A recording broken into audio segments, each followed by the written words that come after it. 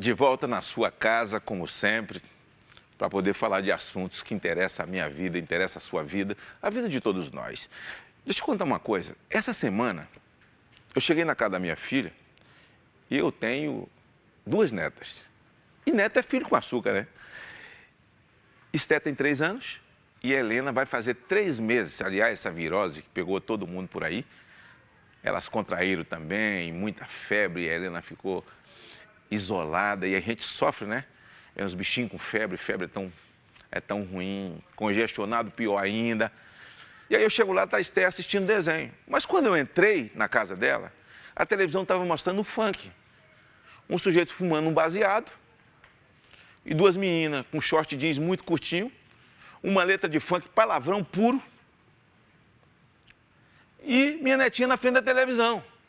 Eu falei, ó, que brincadeira essa aqui, desliga isso aqui, quem ligou isso aqui, quem botou isso aqui, nesse clipe de funk aqui? Aí ela parece que não foi ninguém, pai. Ela está assistindo desenho. Eu coloquei no desenho para ela, presta atenção. Desligou a TV, e daí a pouco, assim que ela falou isso, não desligou a TV, entrou um desenho. Quando você entra no YouTube e coloca desenhos, e dá ao seu filho o seu tablet, e muitas vezes o seu telefone, e muitas vezes o pai faz isso para se livrar do filho, ou porque ele quer ver o futebol, ou porque a mãe quer ver novela e tal, e pega o telefone e dá para o filho, para o telefone fazer da vida do filho. Eu já avisei, os primeiros 1000 dias, ou seja, a primeira infância é um HD vazio. O que você coloca de bem ou de mal vai ficar para a vida adulta, vai definir. Então o que acontece? Ela realmente colocou desenhos. O que eles estão fazendo agora é um absurdo, presta atenção.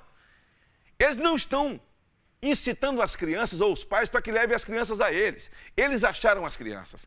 Então, entre um filme de desenho, o desenho acaba, entra uma vinhetinha com um pedaço de um funk ou o sujeito fumando maconha e depois volta o desenho como se fosse uma publicidade. Aí põe lá, você pode pular se não quiser. Mas como se é uma criança que está assistindo? Veja que estratégia.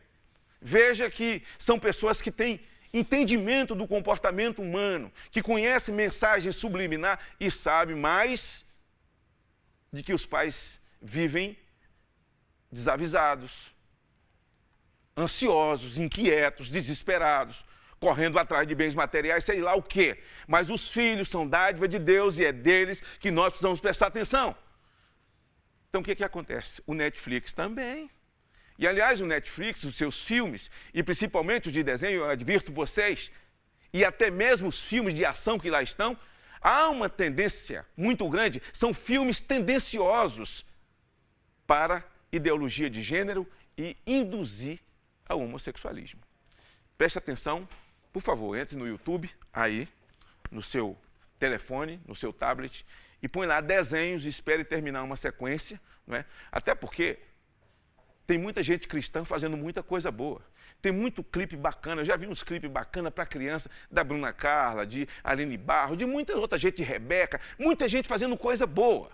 Não estou fazendo publicidade de nada, estou alertando vocês contra os malefícios daquilo que pais e mães não estão prestando atenção. Nos primeiros dias, os primeiros 1000 dias, a primeira infância requer todo o cuidado de todos nós. Nós temos uma sociedade absolutamente desequilibrada, uma sociedade de bêbados, são jovens, hoje adultos que são vítimas do organismo dos seus pais, fumantes, bêbados, uma sociedade de alcoólatras e que nós pagamos o preço adiante, porque a criança ela é fruto daquilo que vê e não fruto daquilo que ouve. Então preste atenção no seu filho, dá uma corrigida aí no seu Netflix, dê uma olhada, aliás, o Netflix está passando um filme chamado, um documentário, Democracia em Vertigem, e a menina produtora desse documentário, eu que estive presente no impeachment o tempo inteiro, ela insistiu muito comigo, para passar um dia comigo, com eles, a produção inteira, para filmar o meu dia a dia e tal. Me filmou tudo, mas olha o preconceito onde existe. A parte mais importante que eles colocaram, não sei se era querendo debochar, foi quando eu estava orando no meu gabinete pelo Brasil, com a presença de alguns líderes, o apóstolo René Terranova, estávamos orando. Eu não sei se a intenção foi debochar. Se a intenção foi debochar, ó, filha, desculpa, dá uma cabeçada na parede, mas você colocou um bom momento nosso. E passou um dia inteiro, eu vou postar essas imagens, vou mostrar aqui comigo, na academia, treinando alguns atletas, um dia a dia inteiro, mas não colocou nada. Mas se sabe hoje também que a dona do documentário, quem escreveu, é filha de uma ex-guerrilheira, até aí é problema de cada um, mas o pai é um dos fundadores, o avô da Andrade Gutierrez, que também está envolvido na Lava Jato até o pescoço. Então, eu vi o documentário, achei meio tendencioso também, meio esquerdista e tal, e, bom, na verdade é deles, foi contratado por eles, eu não sei com dinheiro de quem, mas foi contratado por eles, ok? Os meus convidados hoje são duas pessoas que eu gosto muito, e um já é freguês da casa aqui, que é o pastor Jabes Alencar, que já esteve comigo algumas vezes aqui no programa, aliás, pelo menos 3, e que eu vou trazer aqui para cantar numa próxima oportunidade, trazer a pastora Nani para poder lançar aqui o livro dela. Como é o nome do livro mesmo, Jabes? Mulheres que Vencem Dores. Que prazer estar aqui com você, Magno. Mulher que Vencem Dores. Mulheres que Vencem Dores. Vamos trazer ela aqui para lançar o livro. Que bom. Aqui. E o meu amigo, Cláudio Duarte, essa figura que o Brasil assimilou, né? Pelo seu jeito, pela sua capacidade, pela sua tenacidade, tem a mente muito arguta, um sujeito com a capacidade de fazer as pessoas se descontraírem, se desarmarem, chorarem, entrarem num assunto sério, participar de um debate e contextualiza a vida com muita facilidade. E hoje, diferente de outros programas que ele já participou, vocês vão saber quem é Cláudio Duarte. Não é? Quem é o menino Cláudio Duarte, de onde é que veio, né? Quem pariu, onde foi parido, né? E como é que se despertou, e como é que chegou ao entendimento de que tinha essa capacidade, esse conteúdo assim natural, porque esse tipo de coisa é conteúdo natural. Você vê um Tirulipa, o filho do Tiririca, é filho do Tiririca, mas aquilo é conteúdo natural, eu chamo. Não é? Está no sujeito. Você pode ter escola daquilo, você pode ter morrer de vontade, não vai ter como. Você pode pegar um menino e botar numa escola e pagar tudo para o professor de futebol, ele nunca vai virar Neymar. Se não nascer nele, não tem como. O famoso talento nato. Né? Está nele, né? E eu também quero saber muita coisa hoje sobre o pastor Cláudio Duarte. Hoje nós somos amigos, né? E eu me tornei amigo dele depois que ele já era famoso, né? Então, quer dizer, as vacas magras, aliás, nem as aidéticas eu conheço, porque primeiro você tem as vacas aidéticas, depois vem as magras, né? Então nós queremos saber desde as vacas aidéticas. Cláudio Duarte, prazer ter você aqui com a gente, viu? Uma alegria muito grande ter você aqui no Visão da Vida. É um prazer meu, é uma honra estar participando, espero contribuir aí, fico muito feliz com a oportunidade, Jabes também é um amigão, estou bastante à vontade. Deixa eu te fazer uma pergunta que o povo do Brasil certamente faria para você. Quem é Cláudio Duarte? Bom, as pessoas costumam às vezes fazer essa pergunta. Bom, que Cláudio Duarte é um morador de Xerém, um lugarejo, né? O 4º distrito de Duque de Caxias, no Rio de Janeiro. Eu nasci naquele lugar. E é quase isso, né? E realmente o Zeca faz uma propaganda muito legal do local, que é um local muito bom. Então eu me considero um menino ainda daquele local, amo as pessoas. Você nasceu lá, Cláudio? Eu nasci lá.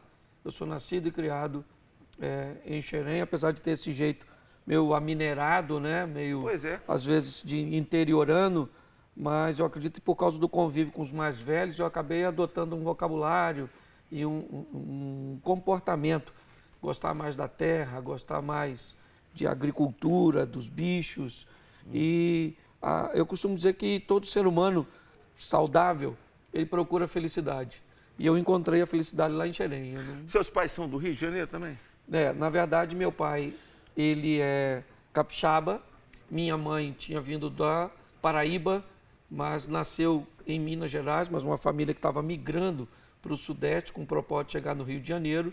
Então, eu costumo dizer que eu sou filho de uma paraibana com um capixaba. Tem sangue nordestino aí? Tem sangue nordestino, acho que daí talvez venha um pouco do humor. A capacidade da piada, exatamente. Isso aí. Da literatura de cordel, repente, essas coisas que... normalmente o nordestino, ele faz piada muito rápido, porque ele raciocina rápido, Sim, ele consegue sim. emendar as coisas muito rápido. Então essa parte aí pertence à sua mãe. Né? Sim, apesar de meu pai ser um camarada bem-humorado, bem engraçado, meu pai está com 87 anos, certo? Mas é alguém muito bem-humorado. Então, eu acho que talvez essa combinação acabou saindo aí, o Cláudio. Ô, Cláudio, na escola, conta aí, você, desde criança, você fazia os meninos rir na escola, encontro de família? Ô, Magno, na verdade não, porque o que acontece?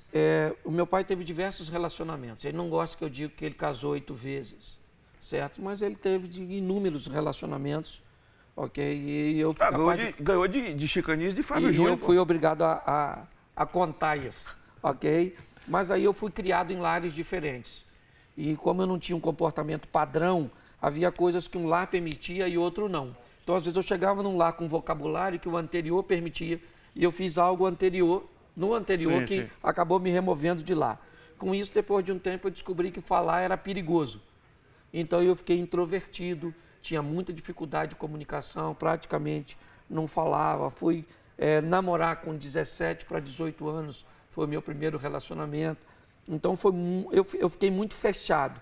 Esse indivíduo falante e engraçado, ele apareceu na classe da escola bíblica depois que eu me converti, com 22 anos de idade. Mas antes não, eu falava pouquíssimo. Você se converteu com 22 anos? Eu me converti com 22 anos. Em Xerém? Em Xerém. Isso aí. Eu me converti numa segunda-feira e ali realmente... Como se deu, hein? Tem uma coisa interessante sobre a Igreja Universal.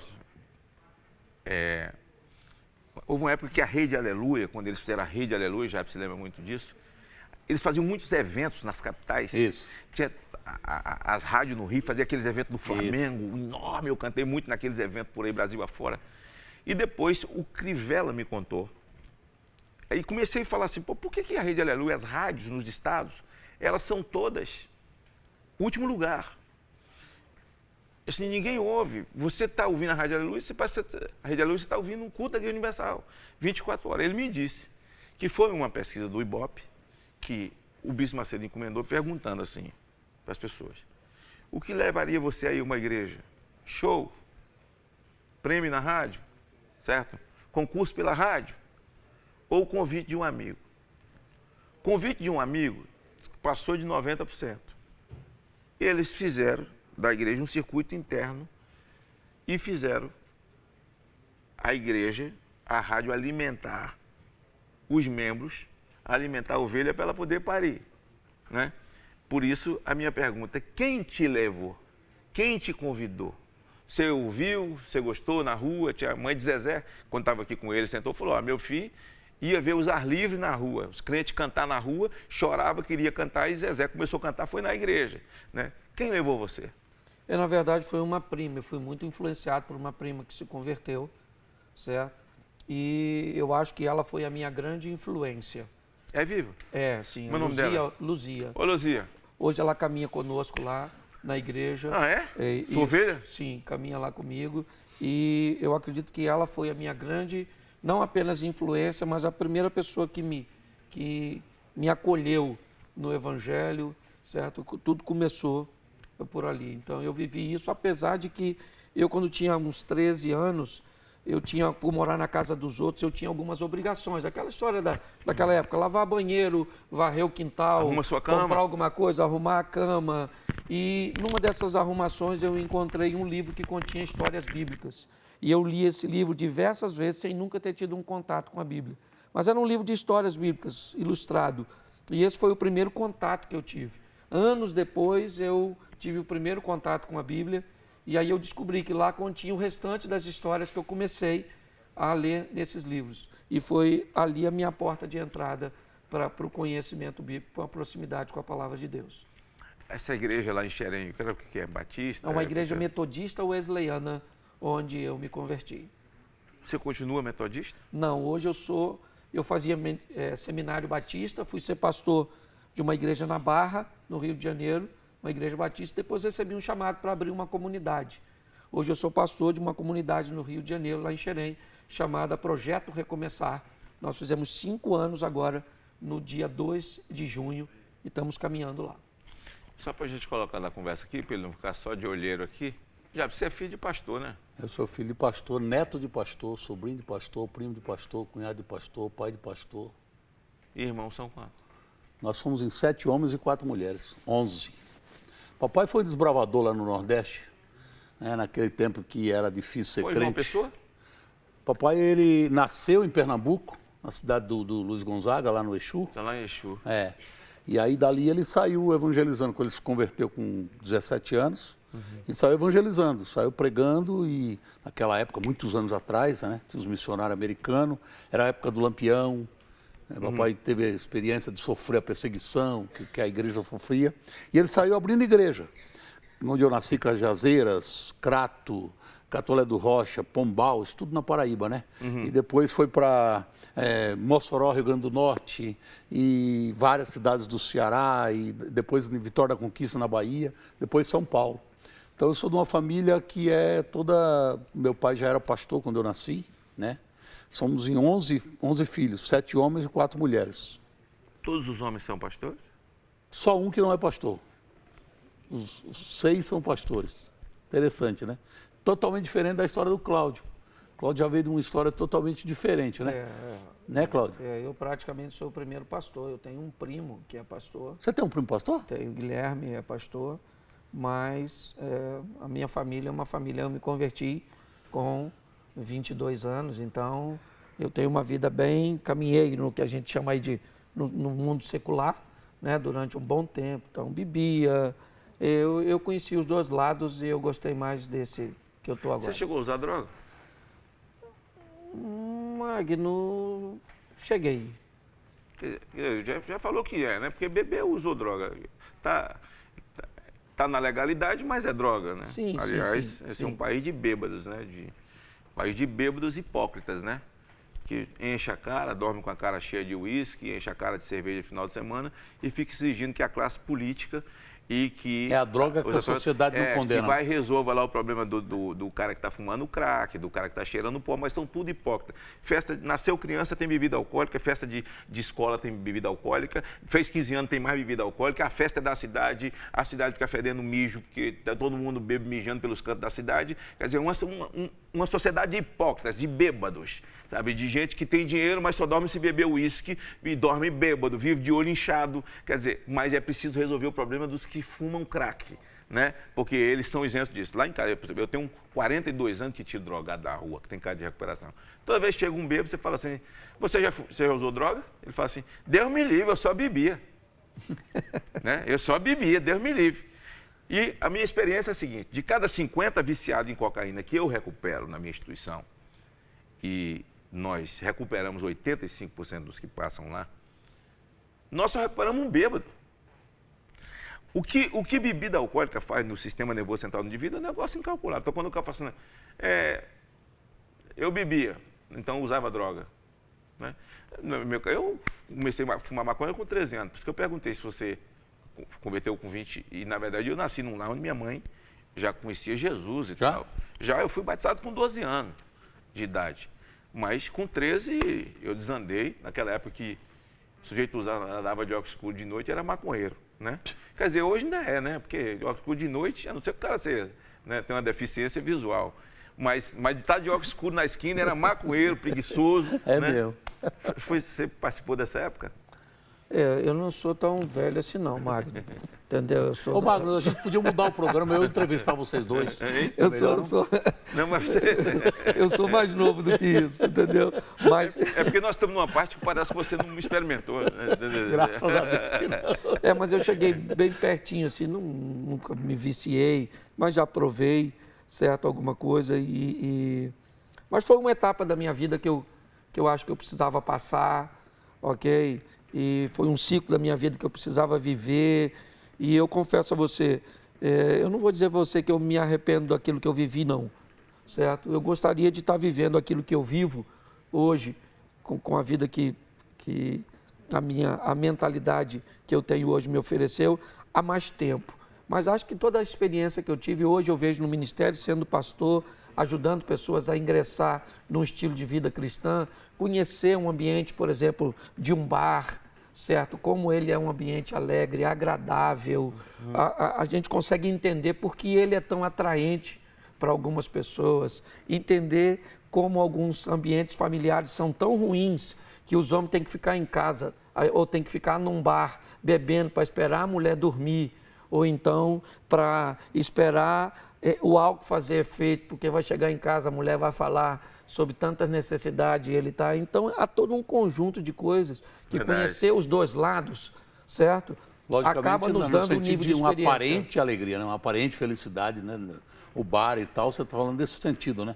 Que a pessoa pensa que... Não, mas é um ambiente, mas você depende de como você encara, Sim, né? Por exemplo, São Paulo aqui, eu adoro entrar nesses botecos de São Paulo, porque eles vivem sempre com a chapa muito quente. Essas bistecas de porco que eles fazem aqui em São Paulo, quando eles jogam em cima dessa chapa nesses botecos, cara, não tem quem resista aquele cheiro daquele negócio lá, entendeu? E o café de máquina para mim não existe, eu fui criado com coador, mãe desmanchava a saia dela, fazia calção para nós, o resto fazia coador. Então eu fui acostumado com coador, eu não gosto desse negócio de máquina, não me ofereça não. Então eu gosto do boteco. Hoje eu fui numa padaria, não, você tem que me levar na padaria que tenha café de coador. Né? Aí você chega lá e fala assim, faz um misto quente para mim com um pão francês, cara. O cara bota naquela chapa lá, parece que é tudo diferente, o cheiro. Então, eu acho que é nesse contexto que o padre está fazendo. O bar, no contexto, né? O que eu quero entender é o seguinte, nós conseguimos encontrar motivos pelo qual o indivíduo frequenta.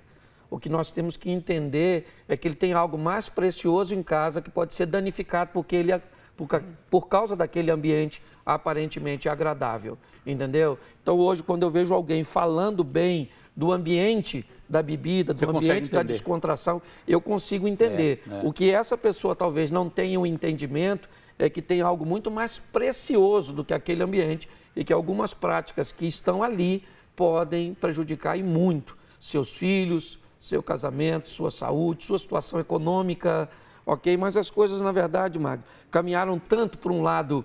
Eu acho que nós vivemos um efeito elástico.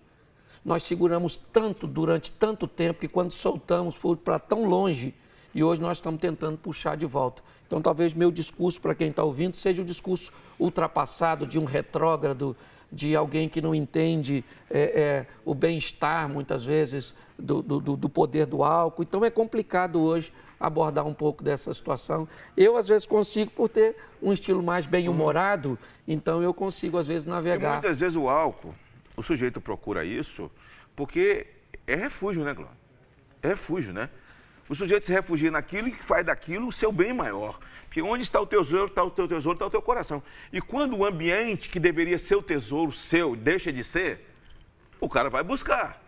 O cara vai buscar. Porque você não entende quando um grupo de jovens fala assim, cara, saímos da faculdade sexta-feira, bebemos até segunda-feira. Aí a pergunta é a seguinte, acrescentou alguma coisa na sua conta? Você ganhou um carro novo com isso? A sua idade que dá em 35 voltou para 25. O que é que tu ganhou com essa? É igual a gente fala assim, eu tenho orgulho de dizer que eu nunca tirei férias. Isso é uma idiotice, entendeu? Orgulho de que eu nunca tirei férias, entendeu? Nós precisamos nos cuidar. Aí o cara diz, por que o cara bebe? Se o cara sabe... Cláudio, é o seguinte, bebida, nós estamos falando aqui do bar, o tema veio para o bar. Para mim, só Deus e bebida alcoólica faz com que o indivíduo fique igual. Os indivíduos são iguais só com Deus e bebida. Como é que é isso, Mário? Porque Deus trata todo mundo igual. E bebida é o seguinte, pobre bêbado é tão idiota quanto rico. Doutor bêbado é tão besta quanto analfabeto. Amarelo é tão besta quanto negro bêbado. Então todo mundo mija na calça, todo mundo fala besteira, cachorro lambe a boca, né? Então fica todo mundo igual. E é só Deus. Né? Só Deus bebida alcoólica. Então, tá chamando pro comercial? Pô, foi tão rápido. Daqui a pouco a gente retoma o nosso programa. Vamos para os comerciais e no final do programa nós vamos para o Prazeres da Carne, a melhor churrascaria de São Paulo.